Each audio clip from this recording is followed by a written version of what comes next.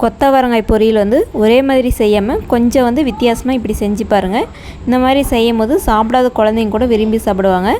ரொம்பவே சூப்பராக இருக்கும். Welcome to our channel. இந்த கொத்தவரங்காய் பொரியல் வந்து மலச்சிக்கல் பிரச்சனை உள்ளவர்கள் வந்து கண்டிப்பாக வந்து வாரம் 2 முறை 3 முறை வந்து எடுத்துக்கலாம். உடம்புக்கு ரொம்பவே நல்லது. பாருங்கள், காய் வந்து கட் பண்ணி எடுத்தாச்சு. தண்ணியில் நல்லா அலசிட்டு வேக வச்சு எடுத்துக்கோங்க. எப்பயுமே வந்து கொத்தவரங்காய் வந்து அவிச்சிட்டு அதுக்கு பிறகு தான் வந்து நம்ம பொரியல் செய்யணும். அடுத்து ஒரு கடாயை வச்சுக்கோங்க. கடாயில் 2 டீஸ்பூன் அளவுக்கு வந்து எண்ணெய் சேர்த்துட்டு ஒரு 1/4 டீஸ்பூன் அளவுக்கு வந்து கடுகு சேர்த்துக்கோங்க.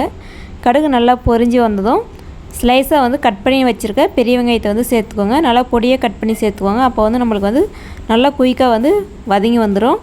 வெங்காயம் வதங்கி வரத்துக்கு ஒரு 1/4 டீஸ்பூனுக்கு குறைவாக வந்து உப்பு வந்து சேர்த்துக்கோங்க. சேர்த்துட்டு நல்லா வந்து மிக்ஸ் பண்ணி விட்டுக்கோங்க. நல்லா வந்து வதங்கி வந்ததும் நல்லா பொடியாக கட் பண்ணி வச்சுருக்க ஒரு 1லேருந்து ஒரு 2 தக்காளி வந்து சேர்த்துக்கோங்க. மீடியம் சைஸில் வந்து ஒரு 2 தக்காளி சேர்த்துட்டு நல்லா வந்து வதக்கி விட்டுக்கோங்க. இந்த சேனல் வந்து ஃபஸ்ட் டைம் பார்த்துட்ருக்கோங்க. வீடியோ பிடிச்சிருந்தா சப்ஸ்கிரைப் பண்ணிட்டு பக்கத்தில் இருக்க பெல் சிம்பிளை வந்து கிளிக் பண்ணிக்கோங்க. ஒரு கொத்து வந்து கருவேப்பிலை சேர்த்துக்கோங்க. அடுத்து வந்து தக்காளி வந்து சேர்த்துட்டு நல்லா வந்து மிக்ஸ் பண்ணி விட்டுக்கோங்க.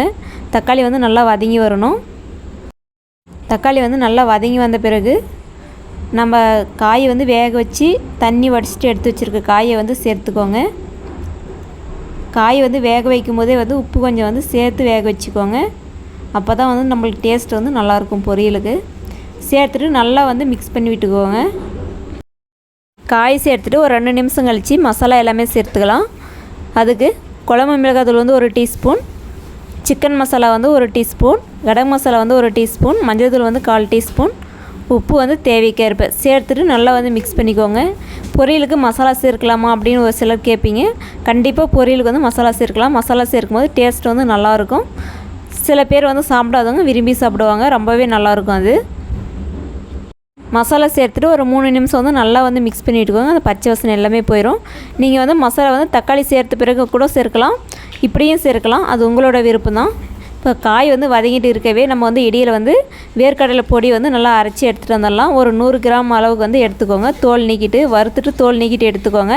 அது பவுடராக சேர்த்துட்டு அரைச்சி எடுத்துக்கலாம்.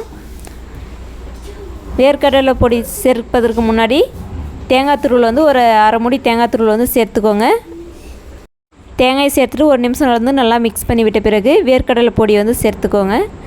இந்த மாதிரி பொரியலுக்கு வந்து வேர்க்கடலை பொடி வந்து சேர்க்கும்போது ரொம்பவே வந்து சூப்பராக இருக்குங்க. இந்த கொத்தவரங்காய் பொரியலுக்கு வந்து வேர்க்கடலை பொடி ரொம்பவே வந்து சூப்பராக இருக்கும். தேங்காய் துருவல் வேர்க்கடலை பொடியும் சேர்த்துட்டு ஒரு 2லேருந்து 3 நிமிஷம் வந்து நல்லா வந்து மிக்ஸ் பண்ணி விட்டுக்கோங்க.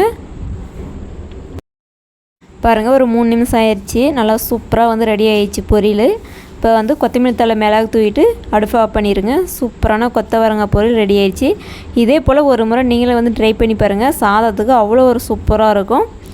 இந்த வீடியோ பிடிச்சிருந்துச்சுன்னா உங்கள் ஃப்ரெண்ட்ஸோடு ஷேர் பண்ணி சப்ஸ்கிரைப் பண்ணிட்டு பக்கத்தில் இருக்க பெல் சிம்பிளை வந்து கிளிக் பண்ணிக்கோங்க. மீண்டும் அடுத்த ஒரு வீடியோவில் சந்திக்கலாம். நன்றி. தேங்க்ஸ் ஃபார் வாட்சிங். தேங்க்யூ.